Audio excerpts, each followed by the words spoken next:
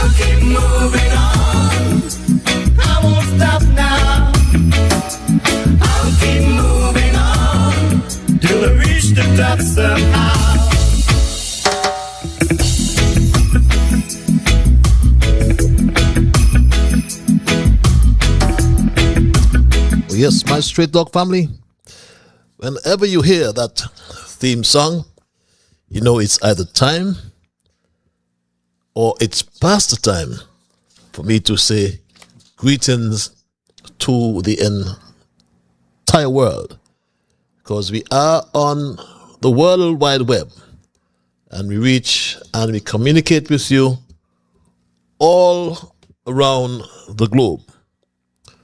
In the Kittitian, Division, and the Caribbean diaspora. My Straight Dog family, I'm always duty bound to say good night to St. Kitts and Nevis, and good night to the entire Caribbean region. And yes, many of you are all over the Kittitian, Division, and Caribbean diaspora. So I'm at liberty as well to say good night. I'm at liberty to say good morning. And I'm also at liberty to say good afternoon, because one of such greetings will be applicable to the region in which you now find yourselves. And I say welcome to another edition of Straight Talk for tonight, Thursday, the 16th of July, the year of our Lord 2026. And we do get first timers each time. And I'll be surprised if we do not have first timers, because you continue to share the link. And whenever you do, you bring us, like I said, the first timers. And for the first timers, may I inform you that Straight Talk is a public service program that facilitates and promotes free, underline free expression on all issues of national, regional, and international interests, be they legal, be they environmental, be they technological, social, economic, and or political. On this forum, we have an opportunity, like I said, to express yourselves freely. On this program, we try to raise the level of national, regional, and international discourse. We try to raise the level of national, regional, and international consciousness. by alerting our people to their rights, to their responsibilities, and certainly to their obligations. My name is Ian Patches Liebert, and I thank Almighty God for blessing me with yet another opportunity to join you in conversation on yet another occasion.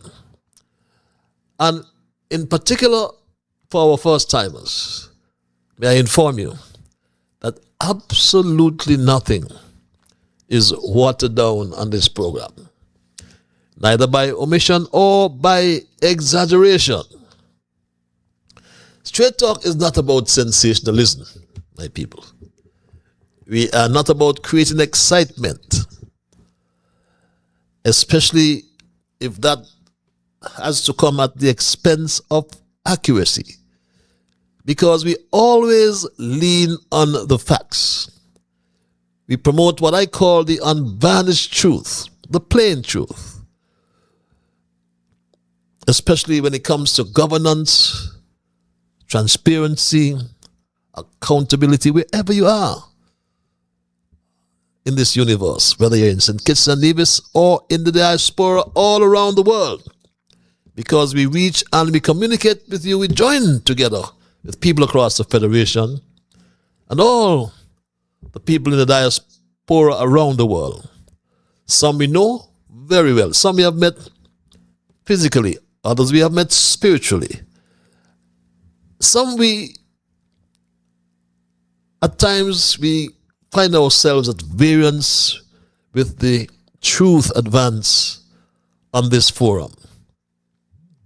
And that we tolerate, we understand, because we are a different people, and we entertain a diversity of views, I call it.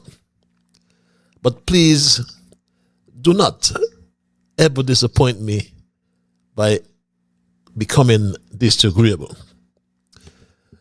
So my Straight Talk family, let's in the meanwhile thank Almighty God for helping us to understand, how good and how pleasant it is for brethren to dwell together in unity. Let us therefore hope and pray for that day when we will all sing his praise together.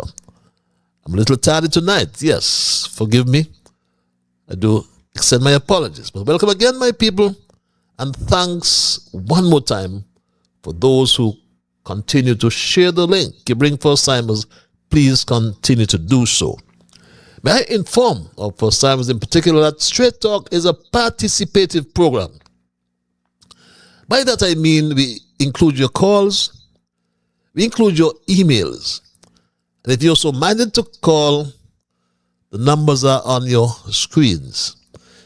If you are like some who, what I say, like the cloak of anonymity, you don't want to be heard, so you hide behind your keyboard. Just be respectful whenever you do that, though. We facilitate that by making our email platform available to you. And that email address is on your screens as well. And my Straight Talk family, I must as well say a special welcome to my Straight Talk Junior Brigade. That's an imperative. I hope you'll understand that by now. Young Dwayne, I have to hail Dwayne.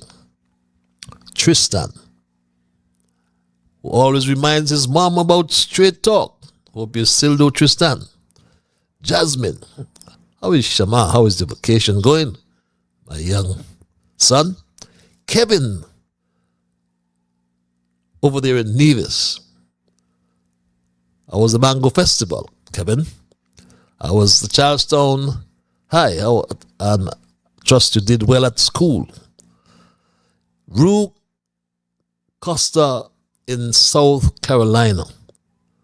Have not heard from your grandmother for some time. Just she is doing well. Jamal in Anguilla. Just all is well as well. Travis Travon of Spons Extension. Vacation going well. My grandson Neymar he sleeps like a top all day. You wonder if something is wrong with him. But he goes to bed. I won't tell you. Soraya, Elizabeth, how is that special lady in St. Louis? But all of you, welcome one more time to another edition of Straight Talk. We normally start with observations. That's a time when we reflect.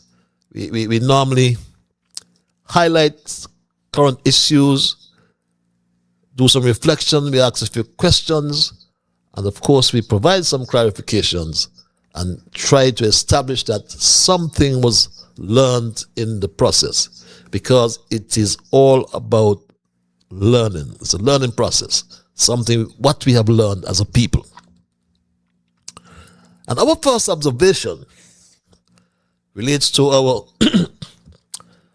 Prime Minister, who in January last year, in January 2025, he told us about a memorandum of understanding that he signed with the United States to accept third country nationals.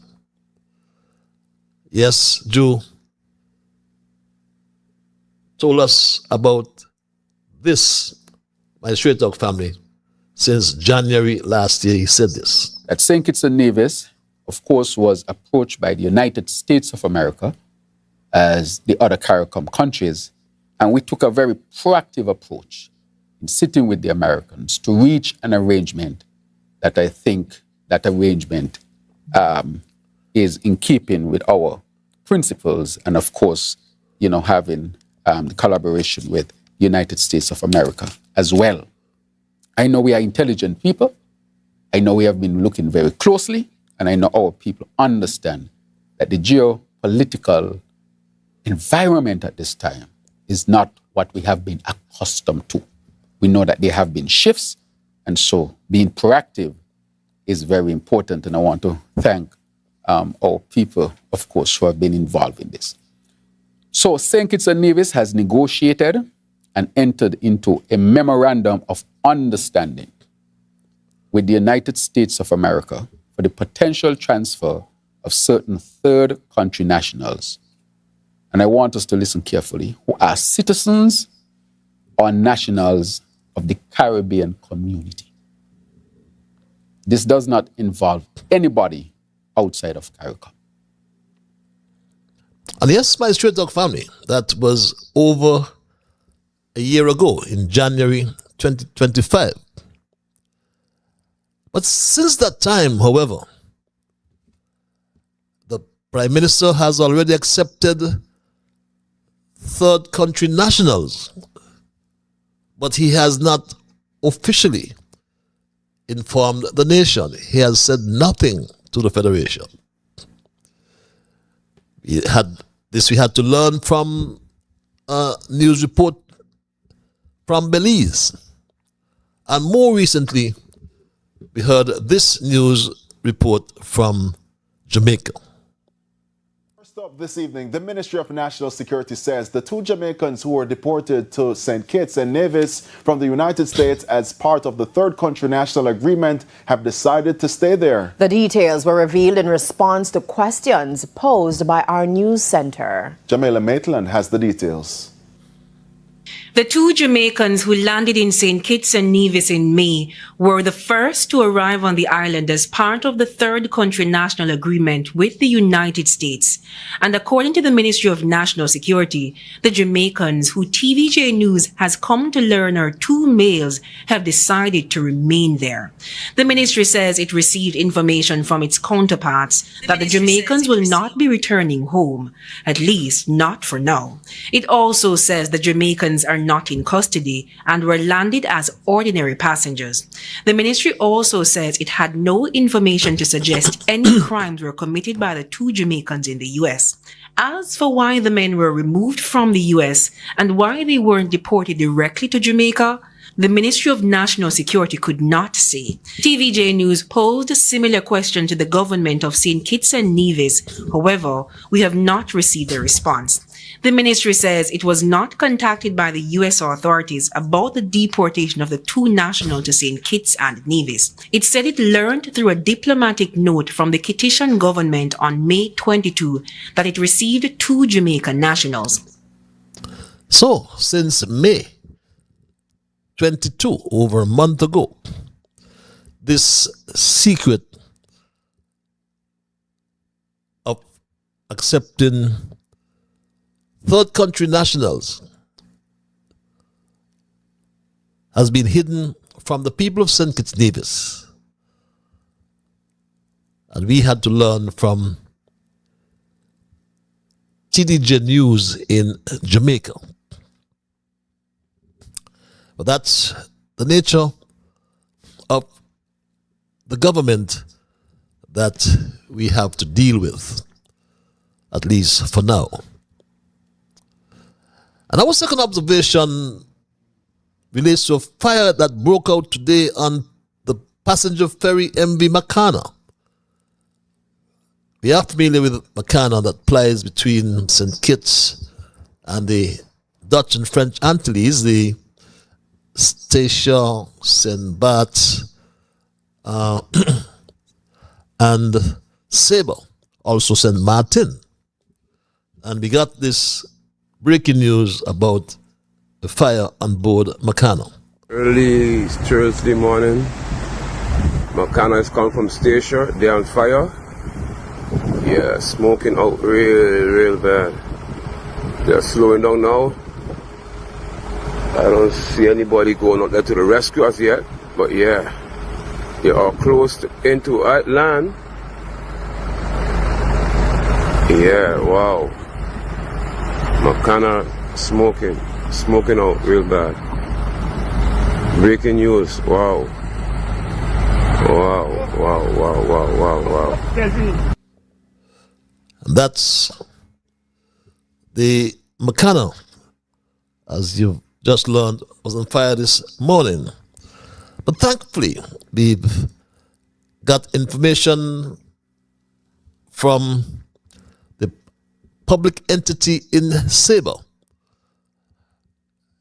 which made us aware of the Makana ferry incident this morning, during which smoke was visibly seen as the vessel approached Fort Bay Harbor in Sable. According to this report, the smoke was caused by a mechanical issue involving the vessel's turbo and was not the result of a fire. The ferry arrives safely at Fort Bay. The update continued without incident. Following inspection, it continued. Passengers were able to reboard the vessel for its scheduled departure. Passengers who chose not to continue their journey were issued a refund. And the public entity Sabre understands, the report continued, that the visible smoke caused concern and appreciates the public's patience and understanding. Reads that update from, as I said, public entity in Sabre. Remember, Makana came to the rescue a week and a half or 2 weeks ago when the apple cider sank here in the port of Bastia. And we are reminded that the country has not received an official report on the sinking of this passenger vessel that plies between Charlestown and Bastia. We have not received an official report from the Minister, Marsha Henderson, who is responsible for maritime affairs in the country. Neither have we received a report from the Department of Maritime Affairs. But unless we missed it, straight talk, nonetheless, we'll keep you posted. And those are my observations in review for tonight. And I move right into my thesis. I can forewarn you, a very interesting thesis, I believe, which I have titled, A bucket with holes is better than a bucket with no bottom. My Straight Talk family, my fellow citizens, have you ever heard a statement so astonishing that you wondered, you asked yourselves, whether the person who made that statement said it truly or truly understood, I should say, what they were admitting? Imagine the Prime Minister of St. Kitts and Nevis, Terence Michael Drew, compared the country's finances to a bucket with holes, suggesting that a bucket with some holes in the bottom is better than a bucket with no bottom at all. And I never fabricate when it comes to the Prime Minister, or anyone for that matter, here on Straight Up. We don't indulge in those things. We have a bucket with some holes in the bottom. But that is better than a bucket with no bottom at all. We have a bucket with some holes in the bottom. But that is better than a bucket with no bottom at all. So you see, I brought you the facts, as usual. But to think about that, my Straight Talk family, a bucket with holes leaks. A bucket with no bottom loses everything. But here's the question that every citizen should ask Terence Michael Drew.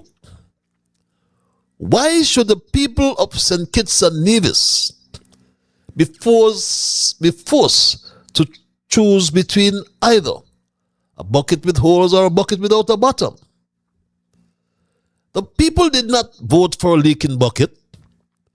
The people voted for leadership that would build a strong, secure bucket, one capable of holding the nation's wealth for future generations. Instead, we are being asked to celebrate failure because it is supposedly less disastrous than complete collapse. And I submit that is not leadership. That is lowering the standard of governance. Because when governments cannot defend their economic record, they often change the conversation. When they cannot explain growing debt, for example, they invent clever analogies. When they cannot explain shrinking revenues, for example, they ask citizens to accept less. But analogies cannot pay salaries. Analogies cannot build schools.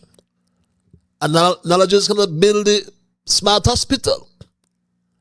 Analogies cannot repair roads. And analogies cannot expand the Robert Llewellyn Bradshaw Airport. Analogies cannot reduce the national debt. Only sound economic management can do that. Today, the country's finances face a serious challenge. So when the Prime Minister says that a bucket with holes is better than a bucket with no bottom, he may believe he is explaining difficult economic circumstances. But the IMF tells us that CBI revenues have declined sharply.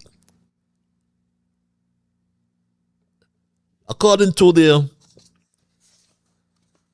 Article 4 report, my Straight Talk family, as I posted on your monitors, on your screens, the IMF Executive Board concludes 2026 Article 4 consultation with St. Kitts and Nevis. And if you read the second paragraph, we can read that together. With citizenship by investment, CBI revenue declining further, the overall fiscal deficit widened to 11.7% of GDP in 2025. Public debt edged up closer to the 60% of GDP, the regional benchmark, and government deposits declined further. Persistently low CBI revenues are expected to keep deficits elevated in 2026. And now in the medium term, while public debt is projected to continue rising, debt sustainability is maintained, but contingent liabilities from public banks and the Social Security Fund, SSF, pose significant risks. And that's what the report is saying, the IMF, that the fiscal deficit widened to 11.7% of GDP. That's the gross domestic product. Public debt has increased, and fiscal buffers have been reduced. Those are not my words, my Shredog family. They are the findings of the International Monetary Fund, the IMF. The question, therefore, is not whether there are holes. The question is who was responsible or is responsible for repairing them. Yes, who is responsible for repairing or plugging those holes. The 2026 IMF assessment pointed to declining revenues from CBI programs, while highlighting growing fiscal pressure and widening budget, I should say, deficits. And those trends raised legitimate questions about the sustainability of public finances. Governments facing declining revenue would normally be expected to exercise greater fiscal restraint and strengthen fiscal planning. Instead, this Terence Michael Joe government has continued to present budgets with substantial deficits despite those revenue pressures. Every household, I believe, understands a simple principle. When income falls, when you start getting less money in your pockets, you spend less. You prioritize. You postpone unnecessary expenses. You, as we say in colloquial parlance, tighten your belts. So why should government be any different? The CBI program has long been one of the country's principal sources of revenue. Whether you supported or opposed the program, one fact that everybody understood was and still is the CBI generated significant income for the Treasury. Now, according to the IMF's analysis, those revenues are decreasing. It got so bad that Mark Brantley across the Narrows there in Nevis, who now sits in the opposition, after mashing up the team unity government of which he was a part, he served as Minister of Foreign Affairs. But he advanced his spurious argument, you remember, to mash up the government, talking about fair share. And he learned the hard way. Look at the NIA today, my Straight Dog family. Fair share. It is no secret that our citizenship by investment program has slowed dramatically to the extent that the projected annual revenues have fallen way below that which was realized in previous years.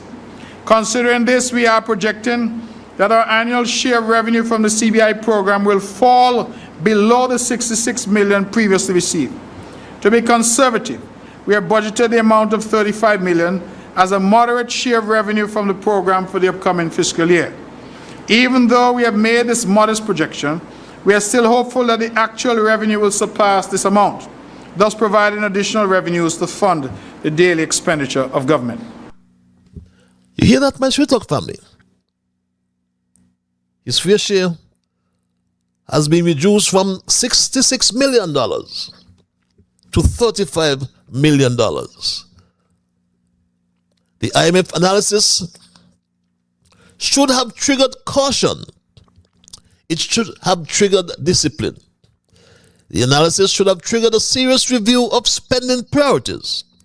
Instead, the government continues borrowing while asking citizens to believe everything is under control. My Straight Talk family, a leaking bucket becomes dangerous when someone keeps pouring borrowed water into it. That is exactly what growing budget deficits represent. More borrowing, more debt, more interest payments, more burdens passed on to future generations. Every dollar borrowed today is a dollar our children and grandchildren may have to repay tomorrow. Leadership is supposed to solve tomorrow's problems, not mortgage tomorrow to survive today. Remember what Drew promised us and how he promised to tackle the cost of living. On the Terrence Michael Drew, poor people food, mackerel, is now $32 a pound. I showed that to you before. The Prime Minister's bucket analogy may have been intended to reassure as he spoke about challenges as well, my Straight Talk family. So here we have a decrease in revenue, yes, but we still have a program.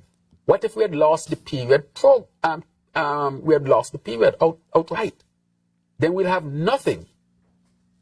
And then the bottom would really have dropped out. Instead of having some challenges, we would have had a bucket with no bottom. Instead, it reveals something deeply troubling. It sounded like an acceptance of failure. It sounded like an admission that government finances are leaking.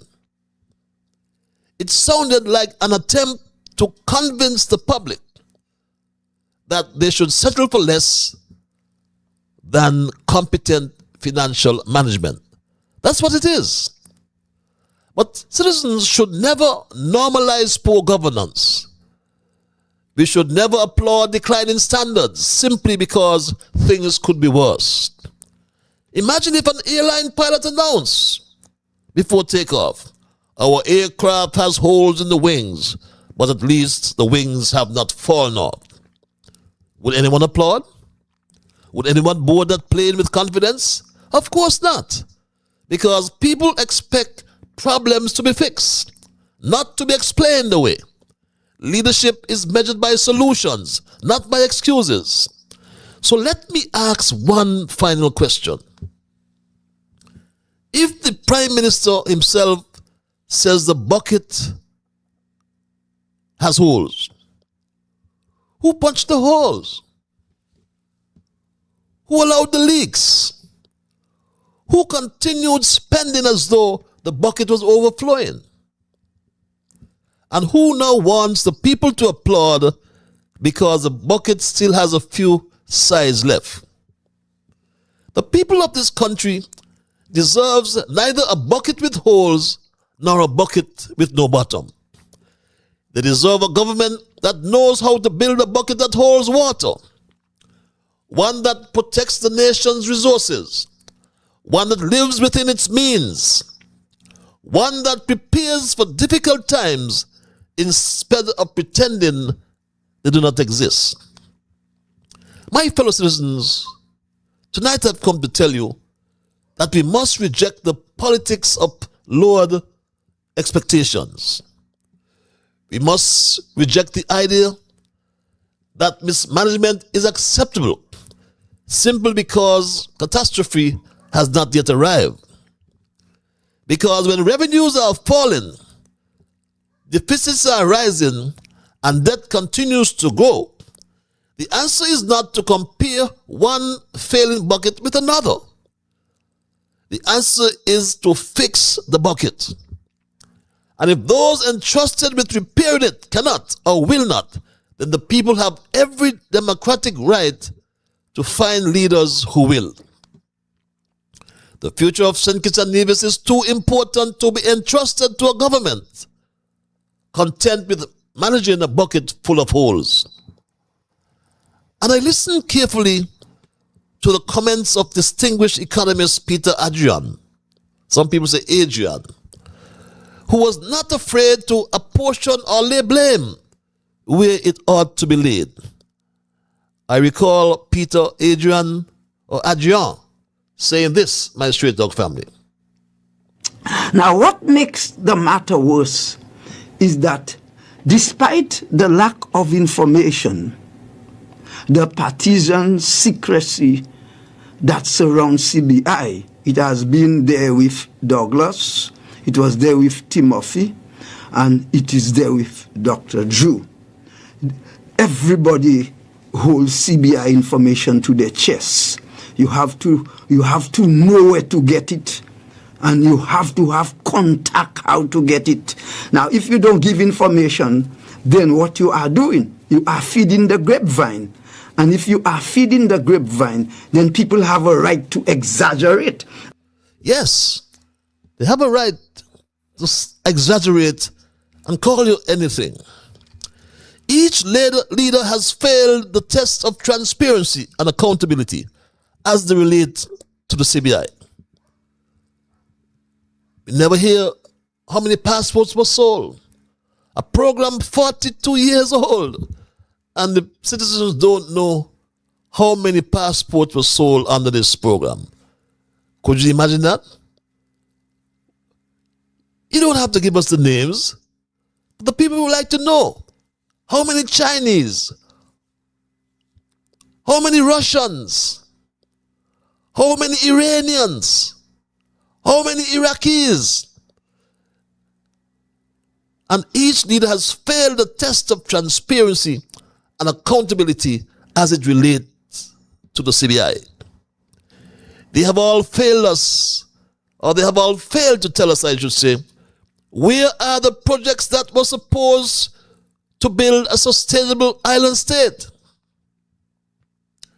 And my fellow citizens, my straight dog family, if citizenship by investment revenue is declining, then the obvious question is this: where are the projects that were supposed to replace temporary passport revenues with permanent economic activity?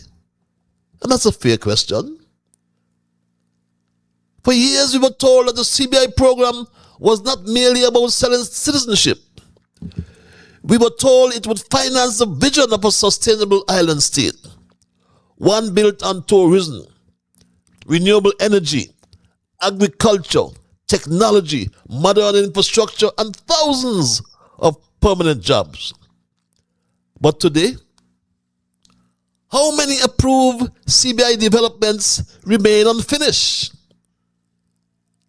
I raised that before, and I find it imperative to raise it again. How many approved CBI developments remain unfinished?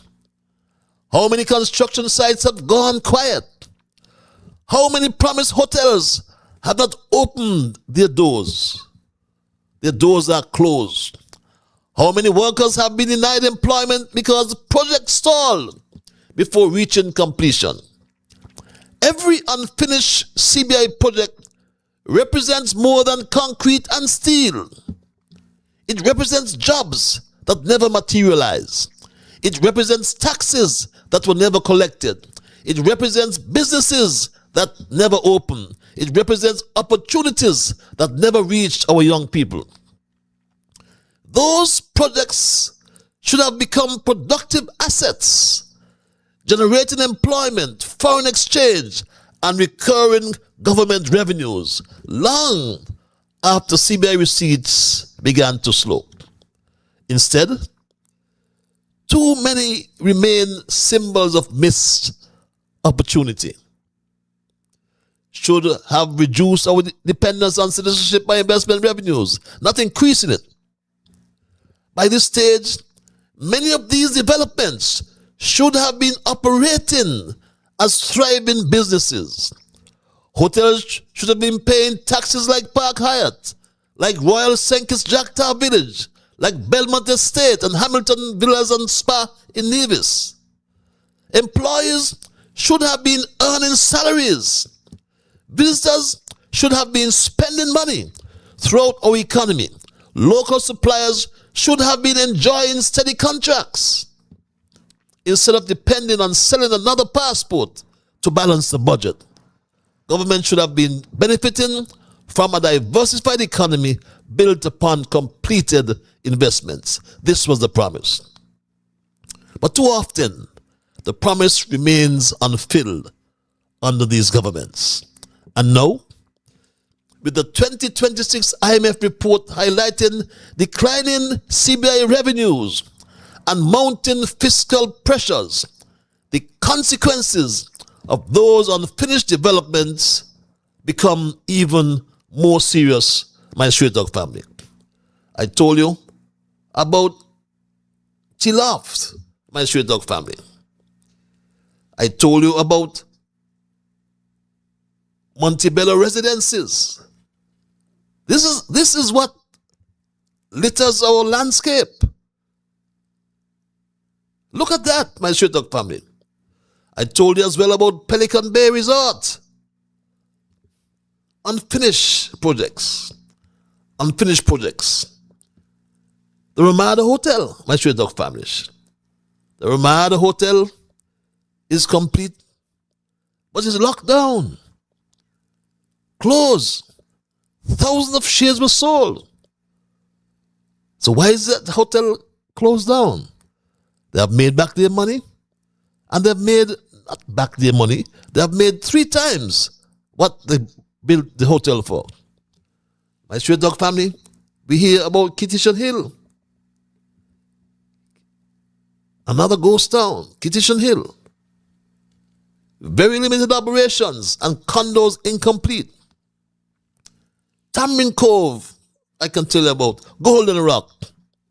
If all these projects had been completed, my Straight Dog family, they could have provided recurring streams of employment and economic activity to cushion the impact of declining CBI receipts. Instead, we are left with unfinished developments that produce neither jobs nor sustain tax revenues. And that is not merely an economic failure. It is a failure of planning. It is a failure of oversight. And no matter what they will come and tell you, whoever will come and tell you this, it is a failure to ensure that investment translated into lasting national development. After all, billions of dollars were collected on these projects.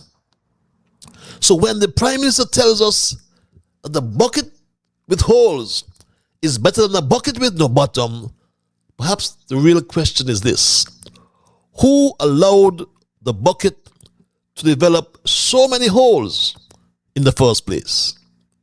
Because every abandoned project, every stalled construction site, every unemployed worker, every disappointed investor, every dollar of revenue that should have been generated but never was, is another hole in the bucket. And unless those holes are repaired through accountability, stronger oversight, completed projects, and sound economic management, no amount of rhetoric will stop the nation's resources from continuing to leak away. My Straight Dog family, now the latest we are told, explicitly or implicitly, that the Destiny Project in Nevis will transform the economy. They compare it to Christopher Harbour. Christopher Harbour, 20 years ago, promised $20 billion injection into the economy. Christopher Harbour had to come to the government and beg for millions of dollars.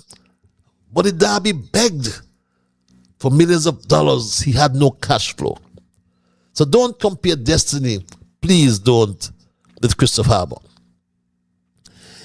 Destiny is being presented by some as a project that will rescue St. Kitts and Nevis.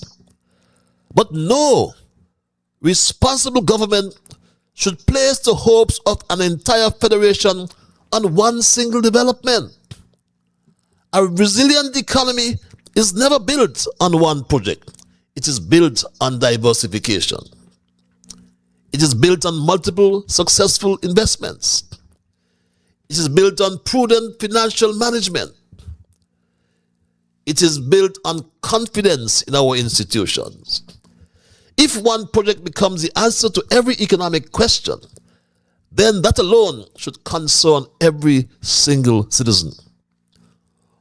One household we know will benefit for sure from Destiny. That is the Brantley's household.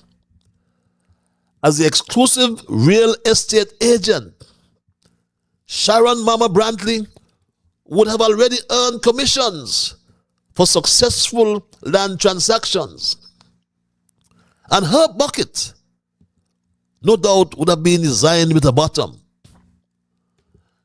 Mama Brantley's husband, Mark Brantley, confirmed 2 nights ago that she still enjoys exclusive rights to sell lands for the Destiny Project. This is what he said. Mr. Premier, you said I don't know if it was a press conference or somewhere, you said that your wife was the person who was looking lands and either buying or selling to Destiny. Can you tell us if she's in that same position as of today? Can you tell us if there has been any has you picked up any sales on any lands over in the south recently? And has anybody pulled back each other? Can you tell us that?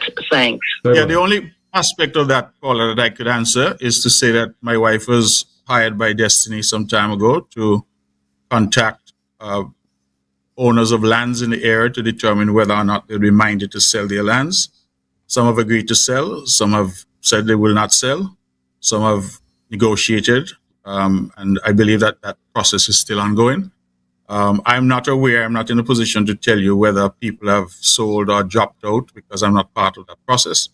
But I can confirm that my wife is working on that project as a realtor. She was approached by them and she is assisting them in reaching out to potential sellers, to owners of lands, and trying to determine whether or not they're minded to sell. I think that was the position from day one, and that continues to be the position. As I said, in relation to who has dropped out and all that, I'm not in a position to comment on that because I wouldn't have that information. So Sharon Mama Brantley's bucket has a bottom. By all accounts, the Brantley's household stands to benefit over $100 million on these land transactions alone.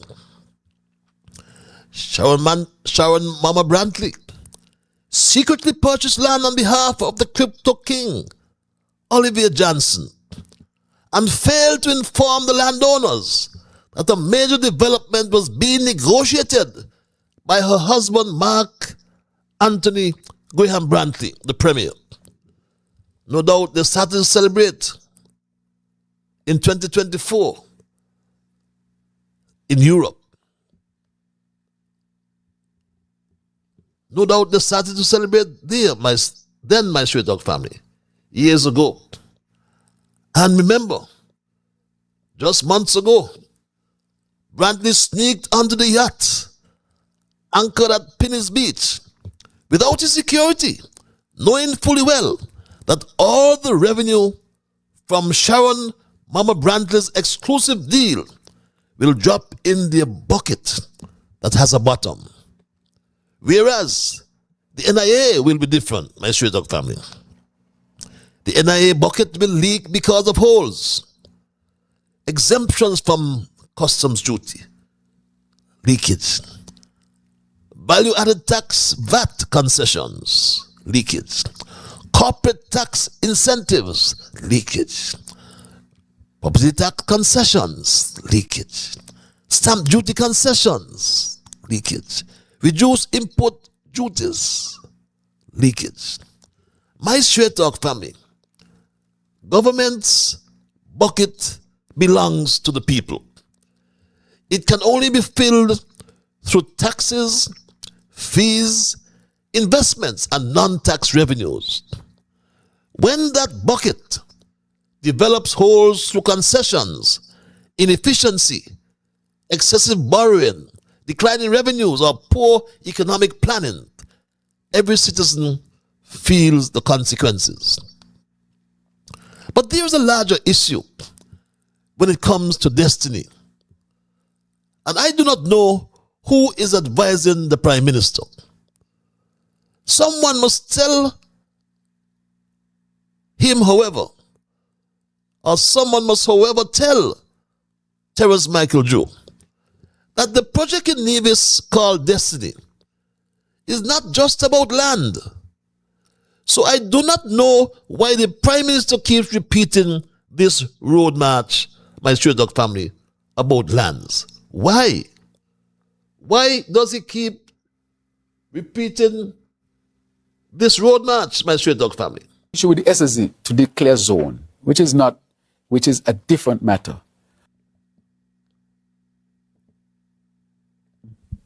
On the matter of the Destiny Project, I think, let me clarify it for you. In the Constitution, the federal government cannot tell the Nevis Island Administration what to do with its land. So I want that to be. So if Nevis want to go build some big building tomorrow, it has nothing to do with me. As a matter of fact, the Constitution tells me I cannot do it. So in terms of the construction and all of that, I cannot intervene in that. And I said that clear because I received a letter from a political figure in Nevis pointing that out to me. That I have, that based on the Constitution, that they wanted to remind me that I cannot tell Nevis what to do with its land. And so I was making that clarification to make sure that nobody accused me of violating the Constitution. It's a very serious matter to accuse a Prime Minister of violating the Constitution. And therefore I say, whatever Nevis want to construct, Nevis can. It is land and it's clear in the Constitution. So that absolve me. Absolve what? What stupidity? To tell people that destiny is just about land. The discussion, therefore, should not be reduced to whether the land is being developed and buildings are being constructed on that property. Not at all, my straight dog family. That's not what the discussion should be about when it comes to the Destiny Project, my straight dog family. All I'm saying is that Nevis can build and construct what it wants. It just has to make sure, and then St. Kitts as well, not Nevis alone, St. Kitts as well, that nothing in any of these zones would violate the Constitution or our laws, which means can't have no court for themselves. The Commissioner of Police is in charge. Anything on the coast and the sea belong to the people of St. Kitts. You can have private beaches and all those kind of things. Social security, there's a law that governs everybody in St. Kitts and Nevis. So there are a number of things you just can't touch. And so if a proposal were to come that where you might have any of those things questioned, then it just can't happen on the basis of those things. But when it comes specifically to Nevis, if we were in St. Kitts, I can say clearly what we do with our land. But the SSZ is not to tell Nevis what they can and cannot do with their resources or their land. It is just to say that if you want to set up a zone, just make sure that the federal laws, which the Constitution is clear on, they must not be violated. My straight talk family, Mark Brantley said he forwarded the agreement to Terence Michael Joe in December. Terence Michael Joe claimed he got it in January. Notwithstanding, 7 months is a long time. You understand it's some 1,800 or 2,000 pages. So must we forgive Joe? He needs more time to read it and absorb the content. But the more fundamental questions that arise are not just about land. They are whether the project strengthens the Federation, protects the integrity of its institutions, and advances the long-term security, prosperity, and sovereignty of the Federation. That is why the Destiny Project is not merely a real estate issue. It is a matter of national policy. It is a matter of immigration and citizenship policy. It is a matter of economic resilience. And ultimately, it is a matter of national security in its broadest sense. A large-scale development like Destiny that is connected to investment, immigration, or our CBI program can have implications that extend beyond economics. It touches on immigration policy. It touches on citizenship policy, border management, environmental sustainability, and though not exhaustive, the country's international reputation. Citizenship is not an ordinary commodity. It is a legal bond between an individual and a sovereign state. Decisions that affect who may become a citizen and under what conditions deserve careful scrutiny because they can have lasting consequences for the Federation's security, diplomacy, and governance. Similarly, immigration policy is not merely about attracting investment. Governments must balance economic objectives with due diligence, security screening, demographic planning, and the capacity of public institutions to absorb growth while maintaining social cohesion. And my Straight Dog family, finally, another sector that cannot be ignored and is being ignored, it seems, is the offshore industry. Has offshore banking in Nevis become a leaky bucket? Are these buckets under pressure? The bucket analogy raises another important question. What happens when confidence begins to drain from an economic sector? Nevis offshore financial services industry has long been an important part of the Federation's economic landscape. Like any financial sector, its strength depends on trust, stability, sound regulation, and confidence among clients and international partners. A recent publication in Talk Finance, dated the 14th of July 2026, under the caption, my Straight Dog family, the storm is brewing over Hamilton Reserve as creditors mobilize to secure their savings. And that was published on the 14th, just 2 days ago, my Straight Dog family. And it reads, the walls are closing in on one of the world's most enigmatic offshore banks, with Hamilton Reserve Bank headquartered in St. Kitts and Nevis, now teetering on the edge of a catastrophic collapse.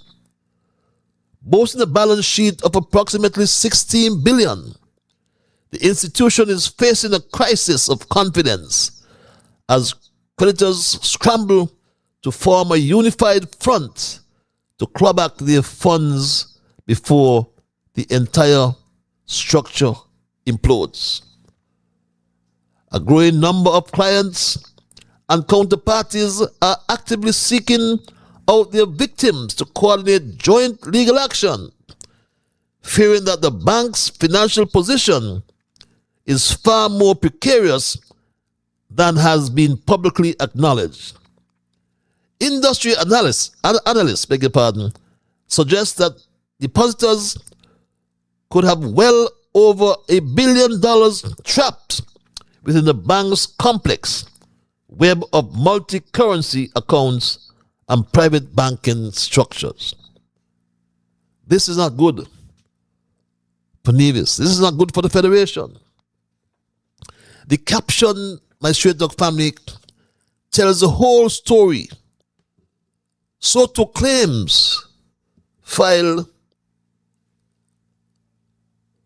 in the Eastern Caribbean Supreme Court against the Bank of Nevis as well. Bonnie, my straight dog family. Many claims have been filed, even against Bonnie. And these speak volumes about the insolvency of both institutions, the Hamilton Reserve Bank and the Bank of Nevis International, because both institutions seem to be unable to pay debts that are due because they do not have enough money or enough assets, my straight dog family. These are troubling times in the offshore industry in Nevis. And somebody has to take heed and bring this under control.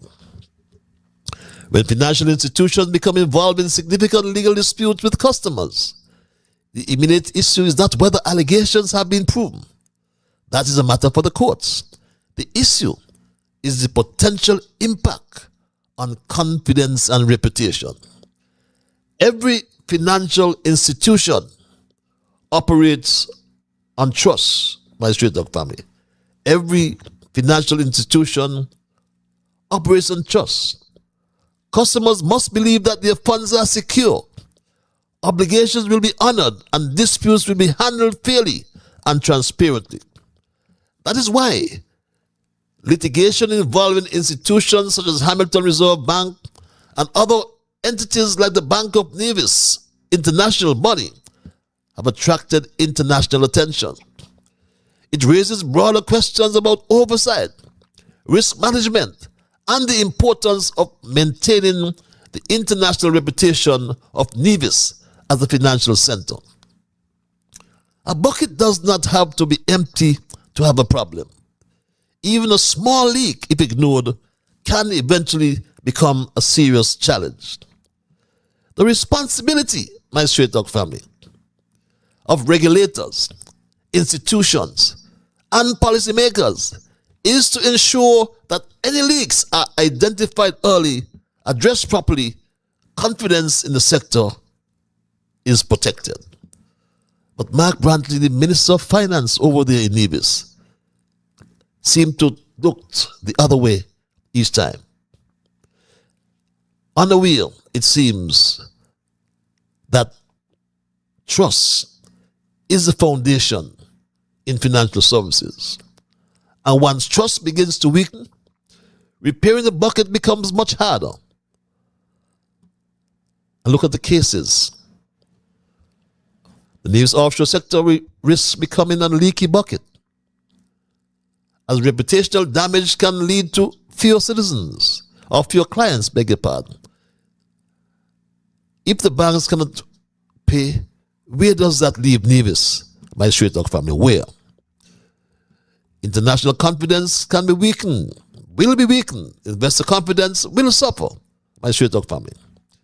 So I asked the Prime Minister, when CBI revenues are falling, when budget deficits are growing, when public debt continues to rise, when unfinished projects remain unfinished, when the offshore sector faces serious international scrutiny, is this really the time to tell the nation that the bucket with holes is better than a bucket with no bottom? Hell no. This is time for leadership.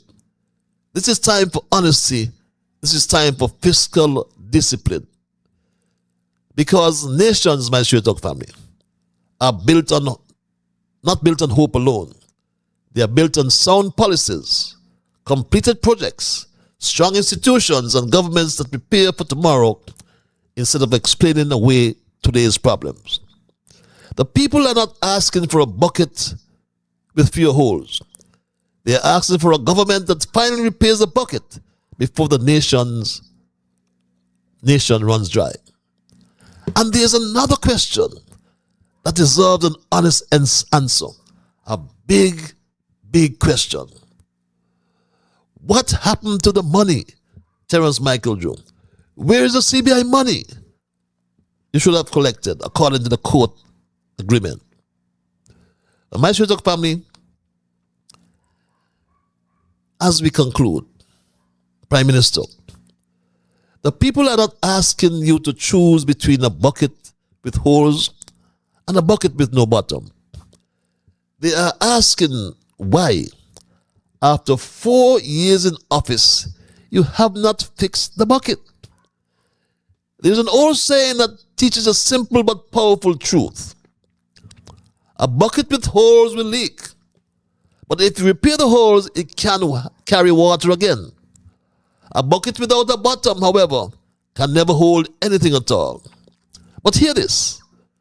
For too long, we have been told to choose between the lesser of two evils. We have been asked to believe that our only options are a bucket with holes or a bucket without a bottom. I reject, strongly reject those choices. So when election day comes next, ask yourselves a simple question. Do we want a bucket with holes or a bucket without a bottom? And I submit that the people of the Federation, this Federation, deserve neither. We should not have to settle for a bucket with holes that wastes our resources. Nor should we ever accept a bucket without a bottom that cannot hold anything at all. We deserve a bucket that is strong, whole, and fit for purpose. A government that safeguards the people's money, keeps its promises, delivers results, and leaves something of lasting value for future generations. So I am convinced that the bucket with holes is better. I am not convinced. Take that back. Let me say it again. I am not convinced that a bucket with holes is better than a bucket with no bottom. And that's my story tonight, my Straight Talk family, and I am not going to change it. I will open the lines and entertain your calls, and I'll also entertain your emails. But when I do so, I anticipate that you will respect others. And to achieve that, you must first respect yourselves. Let us try to be fair to all concerned. And let us, my Straight Talk family, try to build goodwill and better friendships. Let us ensure that the things we say and or do will be beneficial to all concerned. And in the process of saying and or doing those things, let us strive to build a kinder, gentler St. Kitts and Nevis. With 14 past the 9 o'clock hour, we go to the lines and say good night to this first caller. Call you live. Good night, Mr. Liver. Good night, Mr. Liver. I suspected it was my quotationist. A very good night to you. All is well? Yes, I'm great. Always good to hear you. Mm-hmm. The trouble with lying and deceiving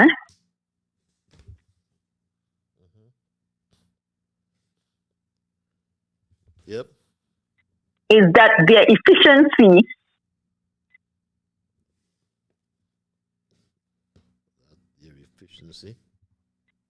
depends entirely upon a clear notion.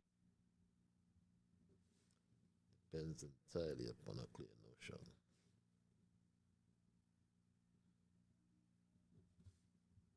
Mm-hmm. Yep. Of the truth. Of the truth? Of the truth. Mm-hmm. Yep. That the liar and deceiver wishes to hide. Liar and deceiver.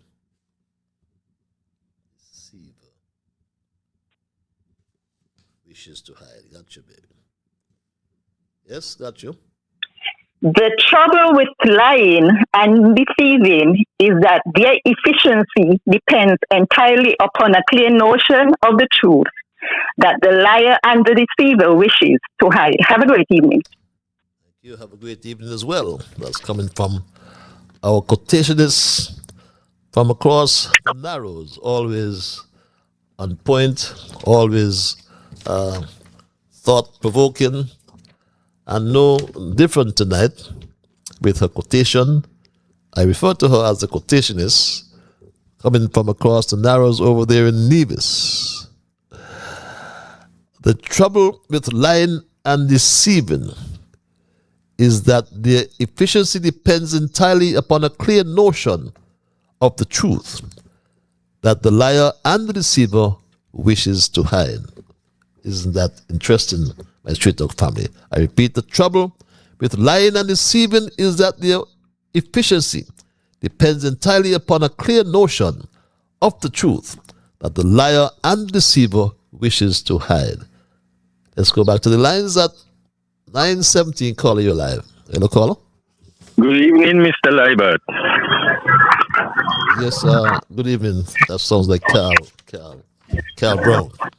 Yes, sir, and good evening to the listeners home and abroad. Very timely topic and discussion. But you forget one hotel, Ramada, down there is like a ghost town, completely locked down to like Alcatraz. Yeah, Cal. You sound like you're in a zoo. That noise in the background there. Where are you? Are you home? You ain't hearing me? Yeah, I hear you, but I have a lot of noise in the background. But I didn't. That's a vehicle passing. I in fact posted Romano. You probably missed it. It's on your screen right now. Yes, also, with the bucket scenario you give, you say repair the bucket. Well, I disagree with you. I say replace the bucket. Because the bucket, yes, I'm saying. Yeah, go ahead. Yeah, I say replace the bucket, not repair it. Replace it with a new bucket. And the other thing is, if we all realize all the good things Unity was doing to make sure people, poor people, middle class, even the rich, had money in the pocket and were receiving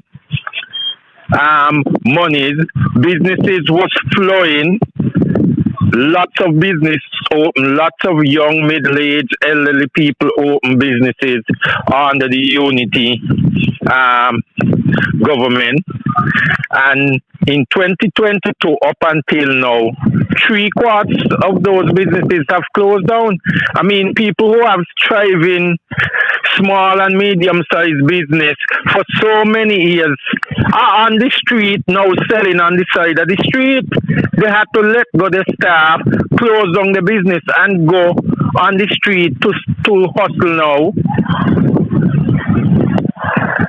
And we remember the slogan, it's better with labor, but we need to change that slogan. It's horrible with labor. It's a devastation and disaster with labor. That is what we're supposed to be saying. If we look at it, all the programs with these monies that were helping people, labor take them away and take them back. I mean, could you imagine? They take $500 from blind people. They take $500 from people who have one leg. People who using walkers, wheelchairs to walk. Labor take with $500 from them. I mean, it is a catastrophe. It's a disaster. It's a tsunami. Since Labour took the reins of government in this country, they have devastated and destroyed the financial sector, the financial services, the upkeep of people. and their businesses, their livelihood. Everywhere you turn in this country, Patrice, is the most begging I ever see is on the labor. I mean, Patrice, people begging you for 50 cents and $1 on the labor, under this government. And now look what the IMF is telling you. We are heading for a financial disaster.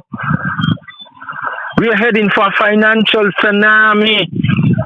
And you know what is the IMF is saying to the government and to the nation? Our doors are open to come back to the IMF and for us to put strategic measures to recover back our money. We remember under Dr. Denzel Douglas, there was no raise, there was no incentive, there was no holiday pay. All those was taken away for years.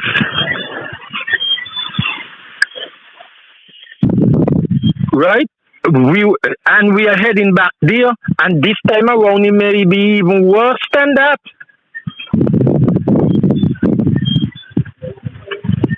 And I am saying to the people, when the time comes, replace the labor bucket with something else better. Okay, I got you, my brother. Gone. Thank you very much. I believe you were saying the same thing, perhaps just in a slightly different way. Because what I said that we should not have to settle for a bucket with holes, because that wastes our resources. Nor should we ever accept a bucket without a bottom, because that cannot hold anything at all. What we need and what we deserve is a bucket that is strong, a new bucket, whole and fit for purpose. A government that safeguards the people's money, keeps its promises, delivers results, and leaves something of lasting value for future generations. So I am not convinced that a bucket with hole is better than a bucket with no bottom. I'm not convinced that we need to fix the bucket either. And I said it a different way. So I think we agree, my dear brother. Perhaps let's take some emails while I wait your calls. The Premier and his NIA cabinet has put our beloved Governor General in an embarrassing and compromising position when, according to Alexis Jeffers, a minister in the NIA and currently a member of Parliament in the Federal House, publicly proclaimed that the NIA have acquired some land belonging to the Yearwood family in Nevis for the expansion of the Vance Amory International Airport. The NIA did not comply with the laws governing acquisition and remitted the legal documents to the governor for signature and approval, which they obtained. Later on, it would appear that the Governor General realized she was duped, deceived, and misled by the NIA.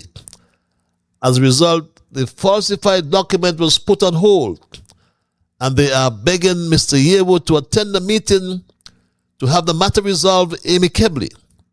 My suggestion to the Governor General is to do not lose weight or do not lose sight of Mark Brantley. Keep your eyes focused on him. And going forward, and anything that comes from Nevis to be signed, don't rush. Take your time and peruse it carefully. Don't forget his castigation of you in the past. Yes, Mark Brantley have stated publicly amidst other disparaging, squalid, and unsavory things, is that you are not bright, and question how you became a lawyer. Therefore, I believe he will continue to do unseemly things, cause embarrassment to you and your noble office. I don't know, Madam Gigi, why he has such hatred for you. Is it because you, at public meetings, you said Mark Brantley is the biggest secessionist in Nevis? Well, you ain't lie, and he still is. Beware of that snake. Reads this email. It's 27 past the 9 o'clock hour. You may have joined me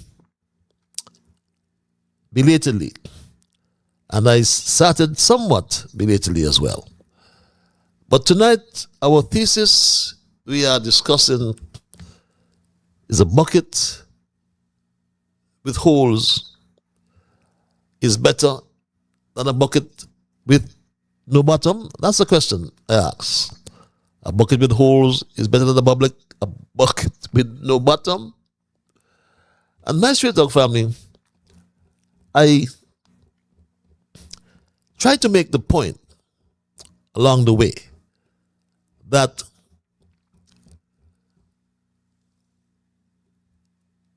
this is time for leadership.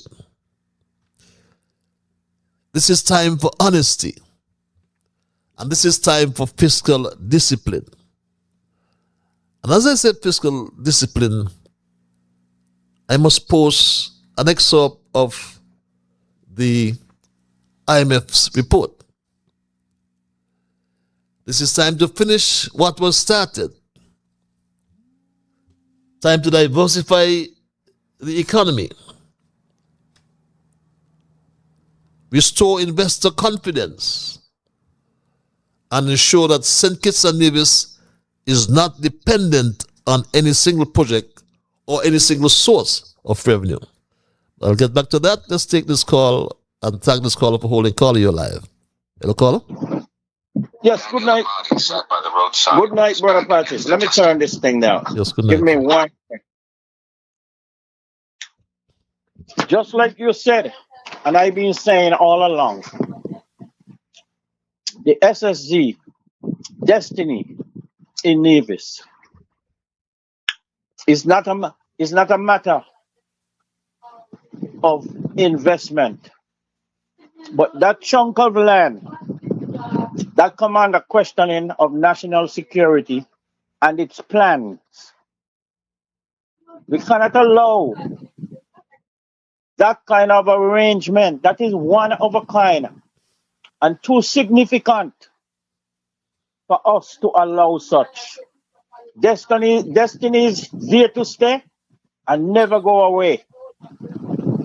Prevention is better than cure. That's going to be problematic in the future. The Prime Minister and the Premier, I'm not going to say they don't know what they are doing. They know what they are doing. Because as Gonzalez said, the money sweet them. So then they don't have any time to think about the ramification in the future. That is too problematic. Let us stop it now. We are not against investment. We are not trying to prevent investors. But like I said, that matter could be very bloody. That matter is about wars. That matter is about a fort. These people are preparing their fort for serious situation moving forward. Once they grab hold, once they get grip, and they get more grips, that grip gonna be very hard to be ungripped. Let us stop it now. I'm speaking to the people of the Federation of St. Kitts and Nevis. Nevis. I was born in St. Kitts. I grew up in Nevis. I spent my last 3 years at Gingerland High School. I was living at Zion Village. I am one of those manners. We have lots of land in New River. So I know Nevis. If I say St. Kitts, I have to say Nevis and vice versa.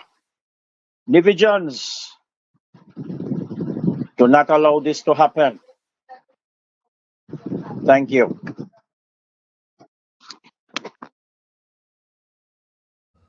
Thank you very much, my brother, for your contribution. And you're so correct. You're so correct. And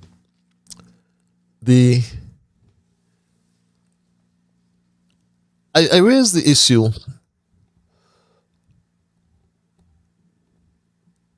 as it relates to Terence Michael Drew. But he seemed to be always making this point. As I said, it's like his road match. He says this each time. On the matter of the Destiny Project, I think, let me clarify it for you. In the Constitution, the federal government cannot tell the Nevis Island Administration what to do with its land. So I want that to be. So if Nevis want to go build some big building tomorrow, it has nothing to do with me. No matter of fact, the Constitution tells me I cannot do it. So in terms of the construction and all of that, I cannot intervene in that. And I said that clear because I received a letter from a political figure in Nevis pointing that out to me. That I have, that based on the Constitution, that they wanted to remind me that I cannot tell Nevis what to do with its land. And so I was making that clarification to make sure that nobody accused me of violating the Constitution. It's a very serious matter to accuse a Prime Minister of violating the Constitution. And therefore I say, whatever Nevis want to construct, Nevis can. It is land and it's clear in the Constitution. So that absolve me. It's not just about land and construction, Terence Michael Drew.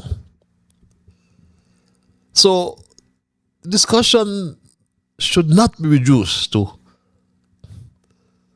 but the land is being developed and buildings are being constructed. Not at all. It's beyond that. Issue with the SSE to declare zone, which is a different matter. All I'm saying is that Nevis can build and construct what it wants. It just has to make sure, and then St. Kitts as well, not Nevis alone, St. Kitts as well, that nothing in any of these zones would violate the Constitution or our laws, which means can't have no court for themselves. The Commissioner of Police is in charge. Anything on the coast and the sea belong to the people of St. Kitts. You can have private beaches and all those kind of things. Social security, there's a law that governs everybody at St. Kitts and Nevis. So there are a number of things you just can't touch. And so if a proposal were to come that where you might have any of those things questioned, then it just can't happen on the basis of those things.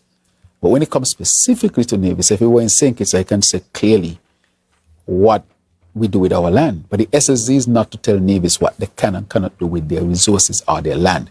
It is just to say that if you want to set up a zone, just make sure that the federal laws, which the Constitution is clear on, they must not be violated. But the proposal, Terence Drew, according to your own account, has been with you since January 29th. Mark said it sent it in December. So, have you understood its content? Because the more fundamental questions that arise from this Destiny proposal are whether the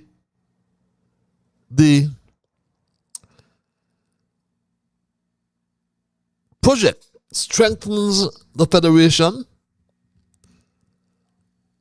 protects the integrity of its institutions, and advances the long-term security, prosperity, and sovereignty of the Federation. That is why the Destiny Project is not merely a real estate issue. Olivia Johnson's is on public record stating or having stated that it's a CBI project. And we know they want 10,000 shares, 10,000 investment units. Mark Brantley tries to scale it down by about 7 to 10,000. What it is, 7,000 or 10,000? It is 10,000. So it's a matter of national policy.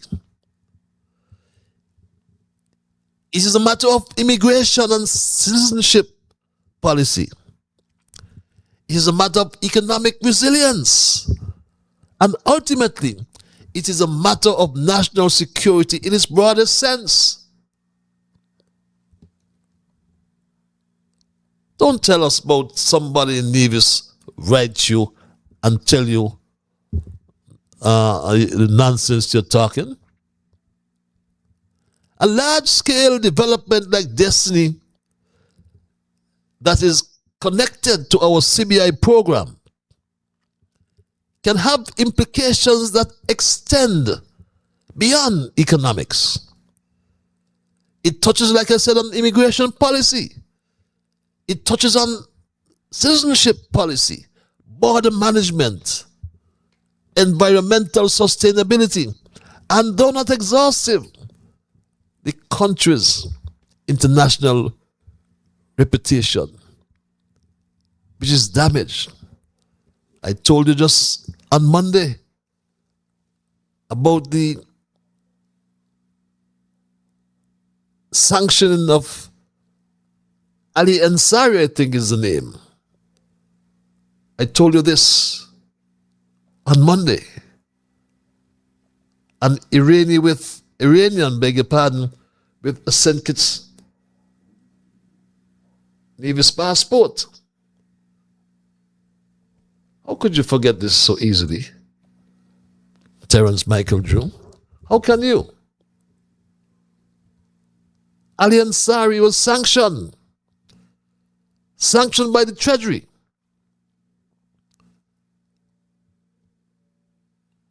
Who laundered money for the one in charge now of Iran, Mojtaba Khamenei, I think is the name.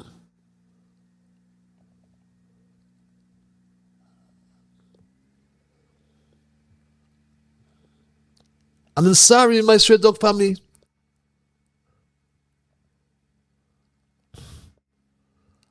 I posted this on Monday last. How can we forget that? How can we forget this? Sanctioned with one of our passports. So, it is about our country's international reputation.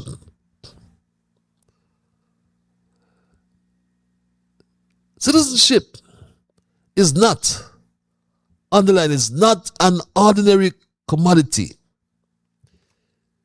It is the legal bond between an individual and our sovereign state. Good night, caller. You're live. Hello, caller. A blessed good evening to you. A blessed good evening to you. Good evening, yes, Dimple Lady. How are you? I'm peaceful. Yourself? I'm giving God thanks for another day. Yes, we all do. We all do. Yes. What's but I think somebody need to talk to King Lawyer. Let him know that when he have whether round table, press conference, or what's not,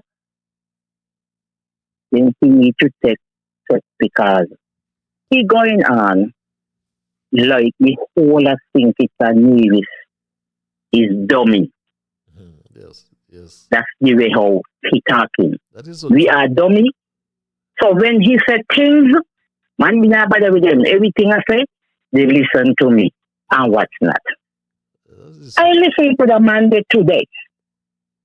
And I really want to know, maybe I advise he. Because he start a conversation, he look up your sharp Panari. When he go overseas, he come back from Tel Aviv. You can't go no way. Only me one could go. And he start to call all which far he went. The Prime Minister he talking to and watching that. That is not what we want. You go out there to look for St. Kitts and Nevis, come back and tell us what you do, what you say, what's going on. Not come back and tell us who much Prime Minister you talk to, which part you went, and all them kind of things. We don't need that right now. We need real Prime Minister, not a lawyer. Everything the man they say out of him out today was pure lawyer. And he need to come out and talk the truth right now.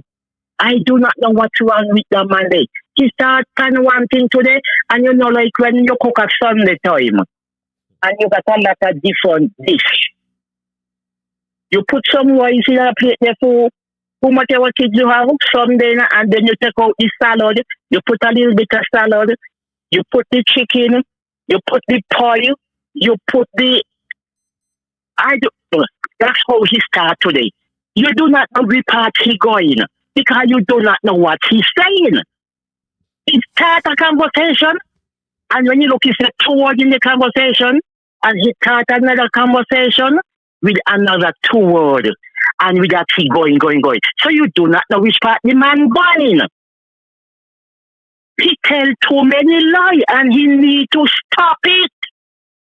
Full time now for him to come out and speak the truth to the people. We ain't stupid.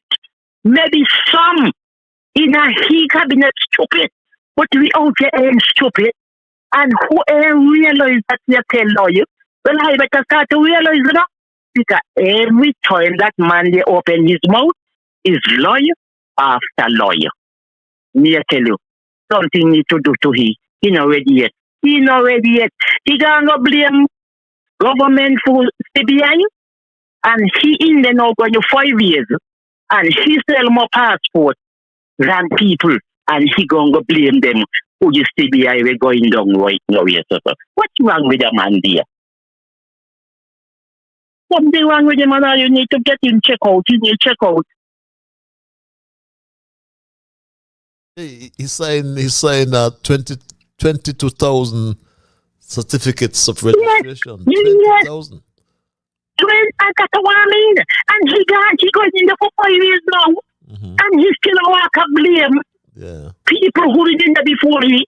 And the way how he talk like all the government was just gone.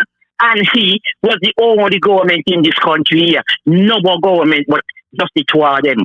And he blaming people for the things and what he be done do. Something wrong with he needs to get with that. He advises them because he no sensible and them no sensible. So everybody going down the wrong line. Patches, you have a good night. You hear me? Blessed night. If I get back, I get back. Have a good night as well. It's, you know, I feel your pain because sometimes when you listen to Terence Michael Drew, you wonder if he's daft, you know? I mean, the things he say, he really insults the intelligence of his own people. And I find it sad, you know? One time I listened to Terence Drew, and I haven't used this word for a long time. And this word just automatically came on my lips. Dundu dick. You know, I thought Drew was behaving like a dundu dick, my straight dog family. And I hate to be using these words to describe my prime minister. But I try to imagine how he represents us when he goes out there. But my straight dog family, breaking news reads this email. President Trump just announced a massive fraud investigation in American elections and pointed at China and election fraud system in Venezuela. The Justice Department, FBI, and CIA are on the case. The U.S. government is releasing evidence tonight. It's a big atomic bomb, reads this email. Yes, my Street Dog family, I'll try and follow that up after my program. I just got this email saying Trump has just announced that. Mr. Roy Fleming reads this email. I always wondered if you are in your right mind. But last Sunday evening, when you call into the Prime Minister Advisor's program and the distasteful things that you uttered about your party, PAM, removed all doubts whether you are of a sound mind. Now, Mr. Roy, the first thing I want to ask you is what part of you and your father, beg your pardon, played in the 10th of June 1967 in the attempted overthrow of the Labour government. You see, Mr. Roy, I am a staunch Labour supporter, and I want to know more of your political background before we could embrace you in the Labour camp. You said that you will be having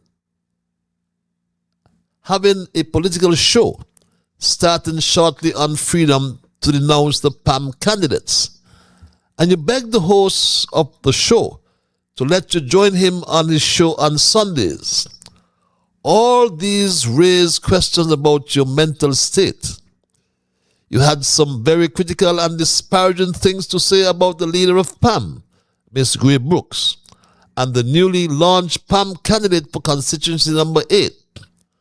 Mr. Roy, it wasn't too long ago that you ran for PAM against Marcella in Central Bastion, and she whipped you resoundingly in every box, which sent you crazy.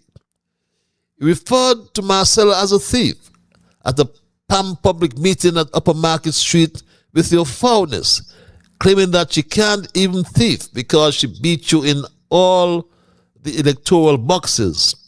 Well, that was the truth. She severely trounced you in all the boxes. It was so disgraceful that it necessitated PAM to replace you as a candidate.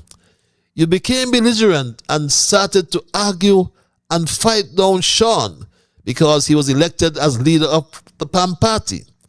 You even tried to engage scraping and fresh face to form a new PAM party with you as the leader. Brother Roy, my advice to you is to keep out of party politics. You are now begging to be part of the Labour team. Frankly speaking, we don't need you. Maybe you forget all the nasty things you have said about us in Labour and encompassing Marcella. You have no shame. My advice also is that you seek psychiatric treatment, you shameless joker, reads this email, my Straight Dog family. It's 10 before the 9 o'clock hour. I started a little bit, just about 8 minutes or 9 minutes after the 9 o'clock hour. So I normally give you back your time. So fear not. But tonight, we discuss our thesis, which I titled, "A Bucket with Holes is Better Than a Bucket with No Bottom?" That was the question. But I made the point about destiny. I also raised the issue of the offshore industry, which is another sector that cannot be ignored. I also asked the question Has offshore banking in Nevis become a leaky bucket? Are these buckets under pressure? The bucket analogy, my Stray Dog family, raises another important question. To wit, what happens when confidence begins to drain from an economic sector? Nevis's offshore financial services has long been important. That industry has long been important, or an important part of the Federation's economic landscape. But recently, it has come under the microscope, and lots of bad news has been circulating in relation to that industry or sector. And like any financial sector, its strength depends on trust. Its strength depends on stability and sound regulation and confidence among clients and international partners. And I made reference to a publication from 2 days ago, to be exact, from an online magazine, Talk Finance. And it's a very interesting headline. The caption tells the whole story. The storm is brewing over Hamilton Reserve Bank as creditors mobilize to secure their savings. And my Stray Dog family,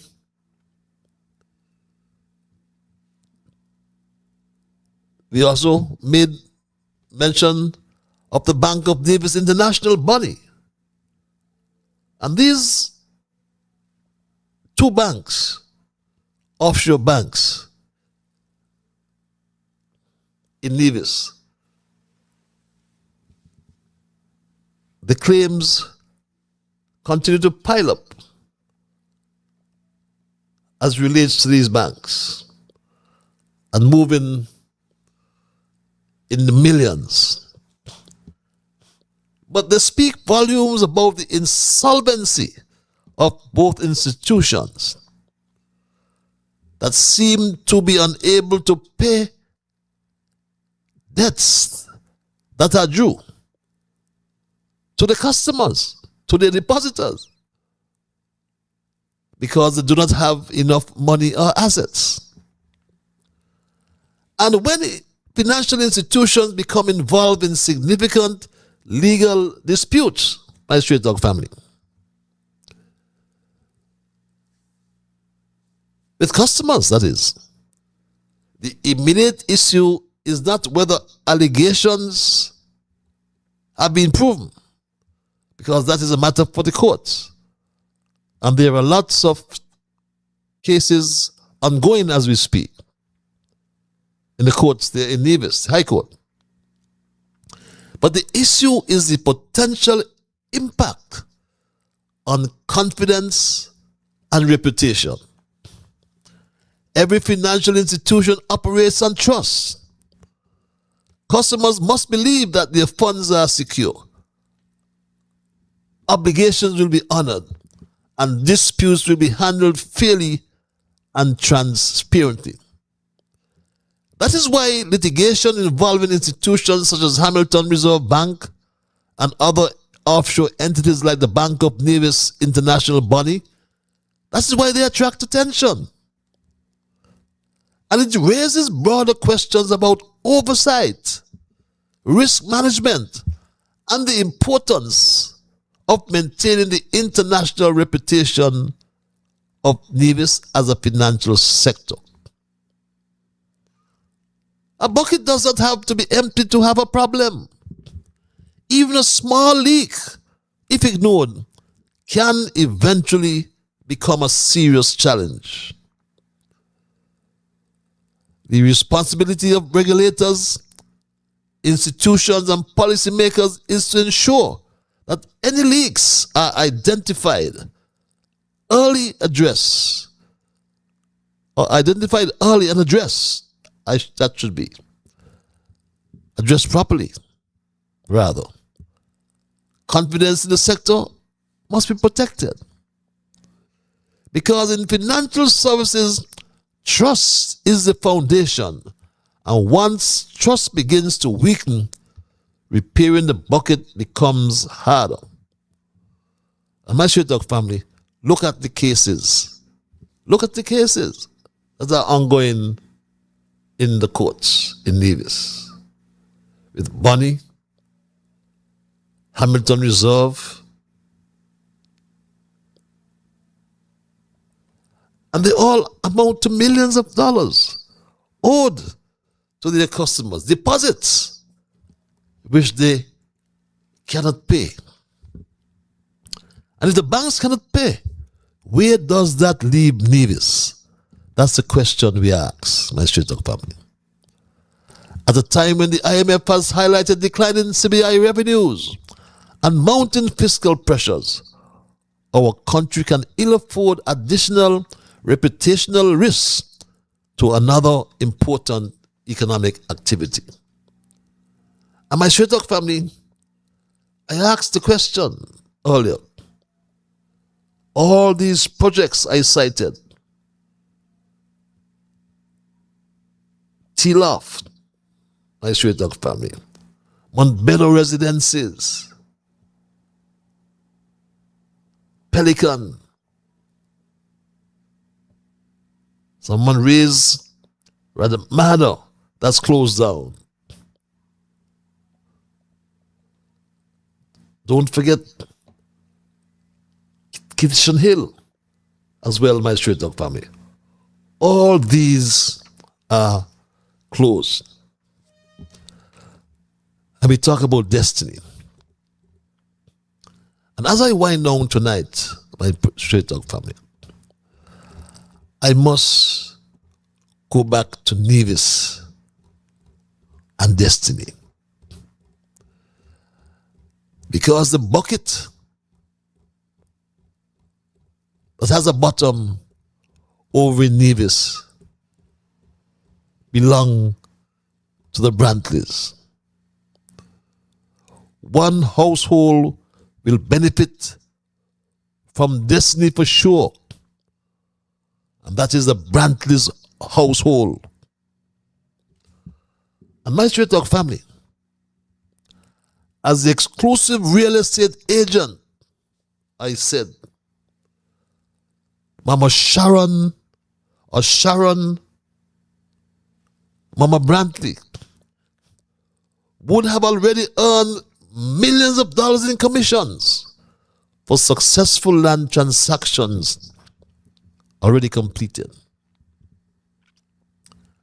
And her bucket would have been designed with a bottom.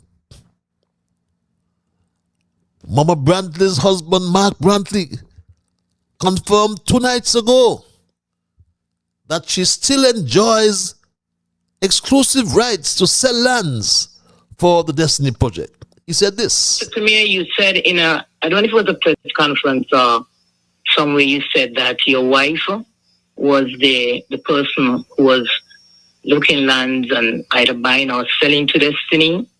Can you tell us if she's in that same position as of today? Can you tell us if there has been any has you picked up any sales on any lands over in the south recently? And has anybody pulled back each other? Can you tell us that?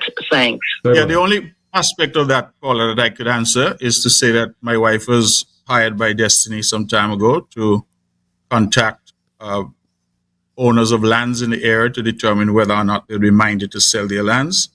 Some have agreed to sell. Some have said they will not sell. Some have negotiated. And I believe that process is still ongoing. I'm not aware, I'm not in a position to tell you whether people have sold or dropped out because I'm not part of that process.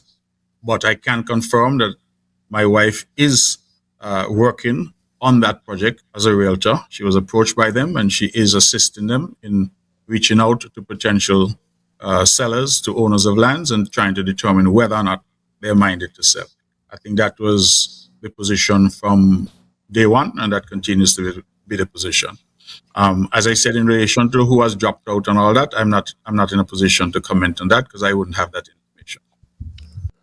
What bold-faced conflict to sell the land for a project that he would eventually approve. That's what it is. By all accounts, the Brantley household stands to benefit over $100 million on these land transactions alone. My straight dog family. Sharon, Mama Brantley secretly purchased land on behalf of the crypto king.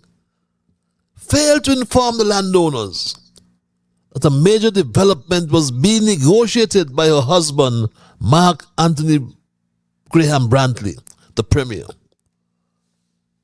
Was this the start of the celebration, my straight dog family? Was this when they started their celebration in Europe in 2024? Ask yourselves. And then he sneaked onto a yacht at Pinnis Beach, my straight dog family. Didn't even need security. Did not even need security, my straight dog family.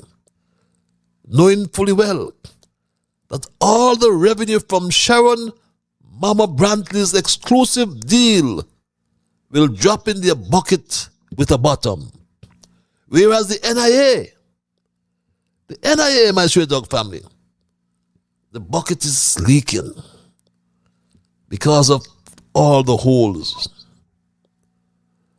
Government's bucket belongs to the people. It can only be filled through taxes, fees, investments, and non-tax revenues. But look at all the concessions, exemptions from customs duty, value-added tax, VAT concessions, corporate tax incentives, property tax concessions, stamp duty concessions, reduced import duties. The list goes on, my straight dog family. But when the bucket develops holes through concessions, inefficiency, excessive borrowing, declining revenues, or poor economic planning, every citizen feels the consequences. So when Drew comes now and says he do not know, and has no authority when it comes to land and buildings in Nevis, what is he talking about? On the matter of the Destiny Project, I think, let me clarify it for you. In the Constitution, the federal government cannot tell the Nevis Island Administration what to do with its land. So I want that to be. So if Nevis want to go build some big building tomorrow, it has nothing to do with me. As a matter of fact, the Constitution tells me I cannot do it. So in terms of the construction and all of that, I cannot intervene in that. And I said that clear because I received a letter from a political figure in Nevis pointing that out to me. That I have, that based on the Constitution, that they wanted to remind me that I cannot tell Nevis what to do with its land. And so I was making that clarification to make sure that nobody accused me of violating the Constitution. It's a very serious matter to accuse a Prime Minister of violating the Constitution. And therefore I say, whatever Nevis want to construct, Nevis can. It is land and it's clear in the Constitution. So that absolves me. Absolves what? The discussion should not be reduced to whether land is being developed and buildings are being constructed, Terence Drew. Issue with the SSE to declare zone, which is a different matter. All I'm saying is that Nevis can build and construct what it wants. It just has to make sure, and then St. Kitts as well, not Nevis alone, St. Kitts as well, that nothing in any of these zones would violate the Constitution or our laws, which means can't have no court for themselves. The Commissioner of Police is in charge. Anything on the coast and the sea belong to the people of St. Kitts. You can have private beaches and all those kind of things. Social Security, there's a law that governs everybody in St. Kitts and Nevis. So there are a number of things you just can't touch. And so if a proposal were to come that where you might have any of those things questioned, then it just can't happen on the basis of those things.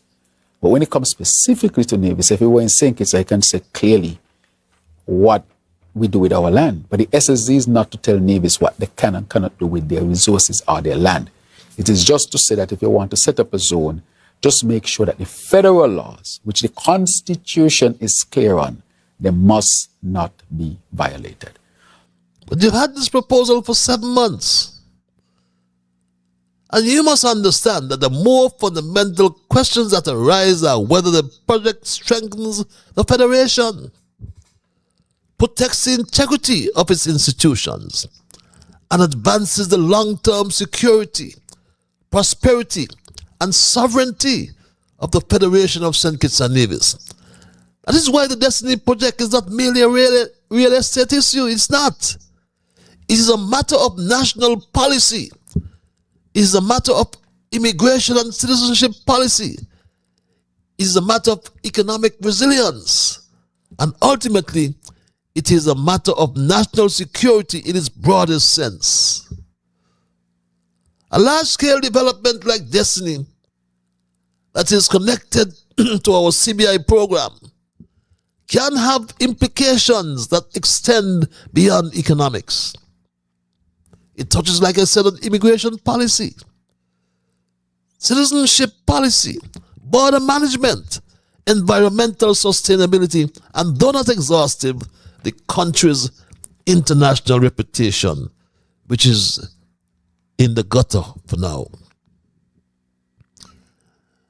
Governments must balance economic objectives with due diligence, security screening, demographic planning, and the capacity of public institutions to absorb growth while maintaining social cohesion.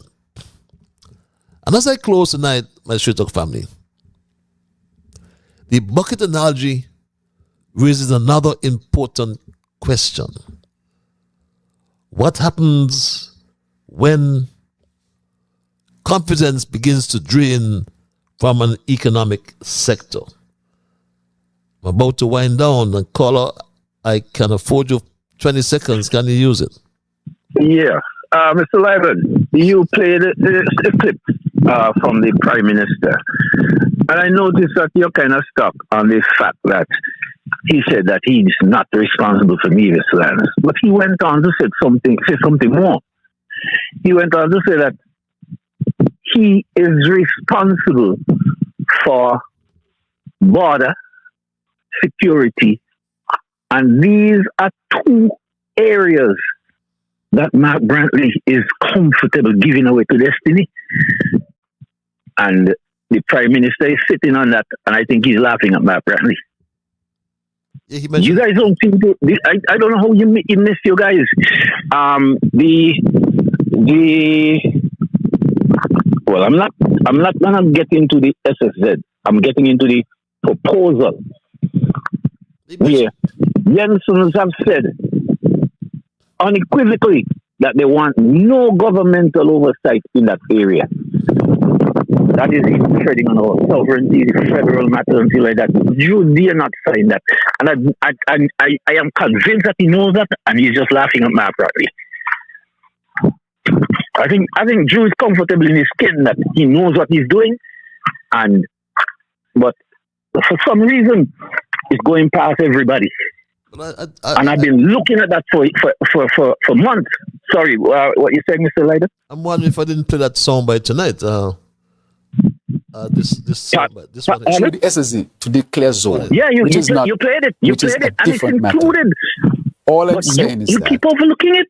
You keep overlooking the part where he says that border is his security, the security is his, and Mark Brantley. That's part of the Destiny's thing. They're not gonna. I don't think Destiny will go because there's a section that I saw that says they're gonna have their own boats going in and out of there. You know, they're gonna have their own ports. I'm reading it, yeah. You know, I mean, Mr.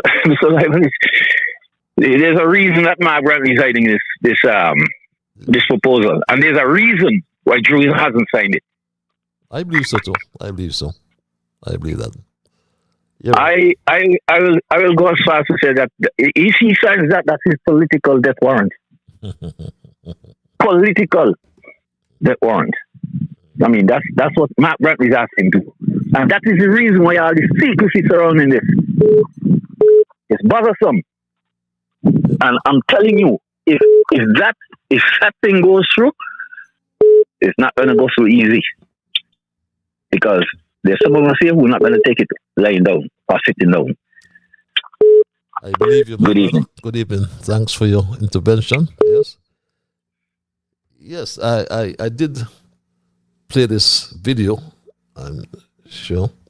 Nevis can build and construct what it wants. It just has to make sure, and then St. Kitts as well, not Nevis alone, St. Kitts as well, that nothing in any of these zones would violate the Constitution or our laws, which means can't have no court for themselves. The Commissioner of Police is in charge. Anything on the coast and the sea belong to the people of St. Kitts. You can have private beaches and all those kind of things. Social security, there's a law that governs everybody in St. Kitts and Nevis. So there are a number of things you just can't touch.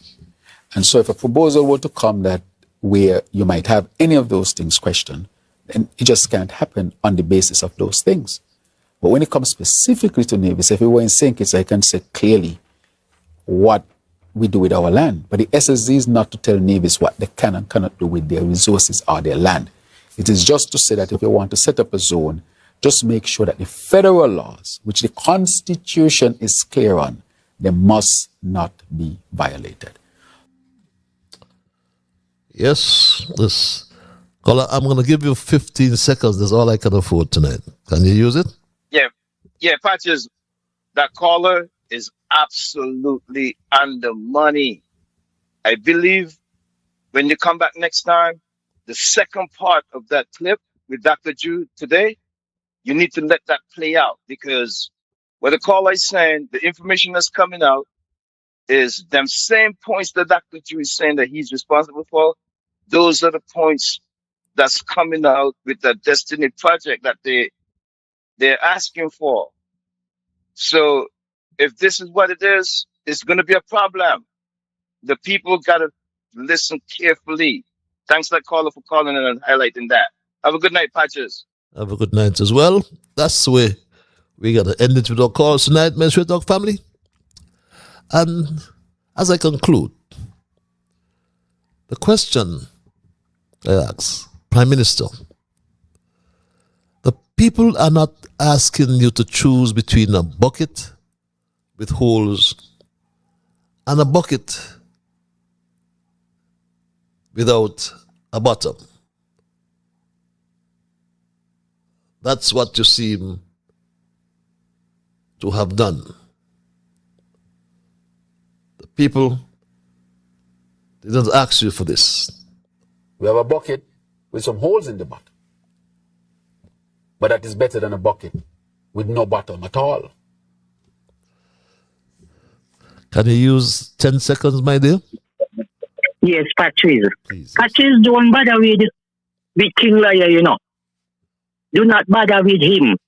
He's a lawyer. No party telling nothing. It's he and the snake talk up wherever they talk up. He's a lawyer. Okay. He's a lawyer. Okay. I listened today. And you come and talk about he can't tell Nevis what to do. But you can't tell Nevis what to do. But Nevis send down the paper for you to sign. And you sign it. So what's wrong with that lawyer man there? Huh? If you don't have nothing to do with them land, what you sign paper for? What you send it down here for you to you for them? This is not, you don't have nothing to think of what's not. Huh? That lawyer good for nothing they can't have.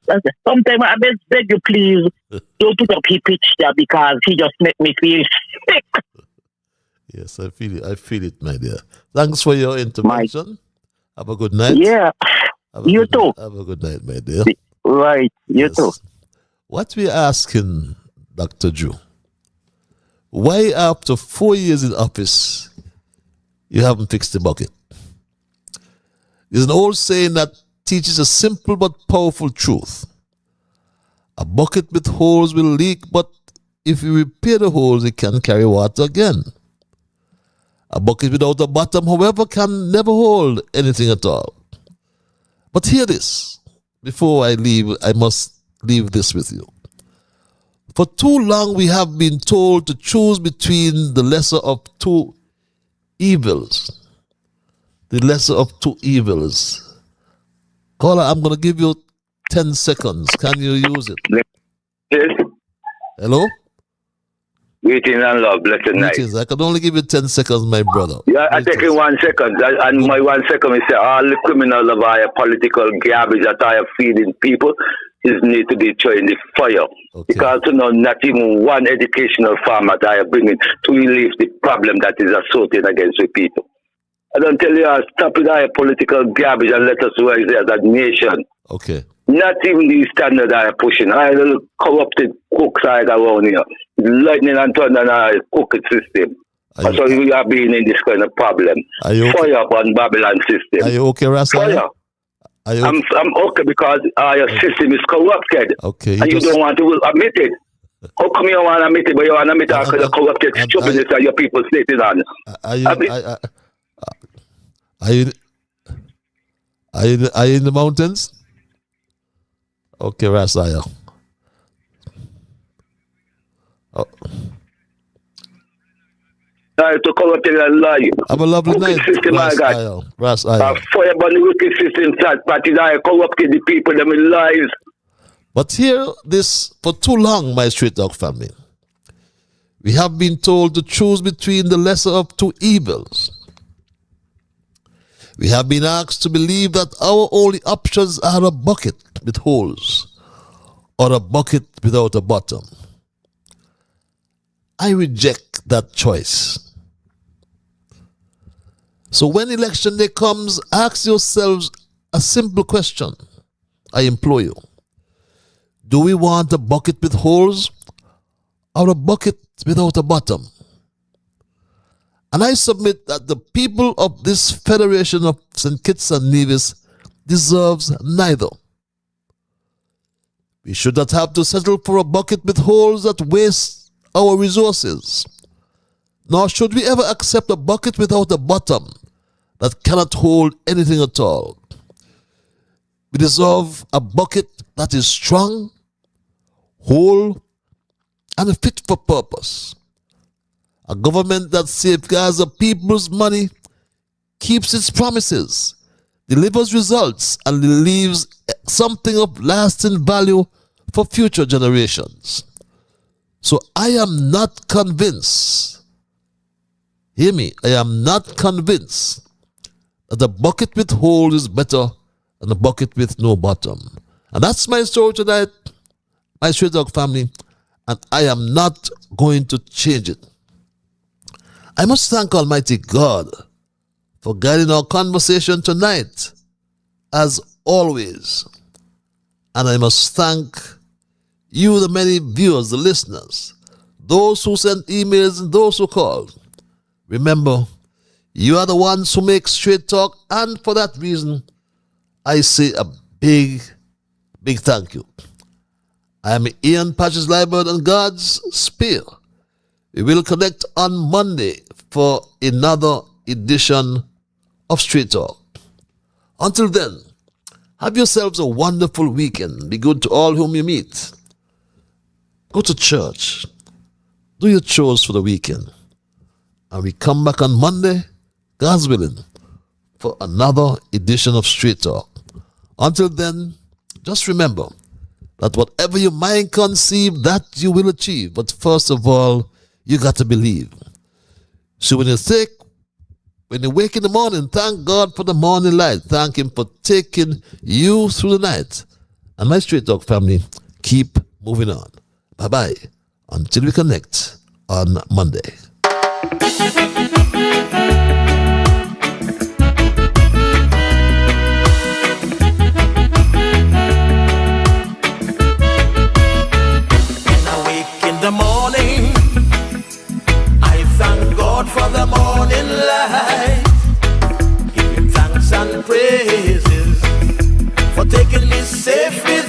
was alive.